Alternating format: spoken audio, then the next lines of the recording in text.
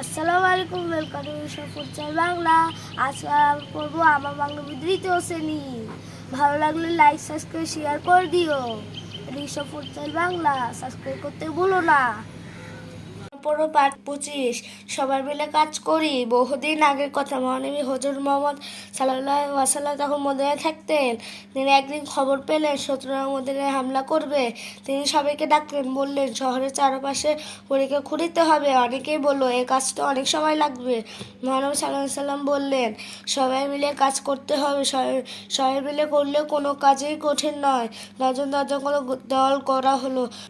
কোন দল কতটুক মাটি কাটবে ঠিক করা হলো। তারপর শুরু হয়ে গেল মাটি কাটার কাজ।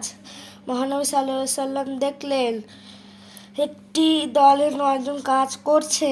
তিনি বললেন, আমিও তোমাদের সাথে কাজ করব। আমার মাথায় মাটির ঝুড়ি তুলে দাও। সবাই বলল, আপনি কেন এই কাজ করবেন? নবীজি সাল্লাল্লাহু আলাইহি সাল্লাম বললেন, তোমরা কাজ করবে আর আমি বসে থাকবো? তিনি নিজের মাথায় মাটির ঝুড়ি তুলে নিলেন। কয়েকদিনের মধ্যে পরীক্ষা করে শেষ হলো। সবাই বুঝলো একসাথে করলে কাজ সহজ হয়। শব্দ শিখি। মদিনা আরবের একটি শহর। হামলা, আক্রমণ, পরীক্ষা, খাল।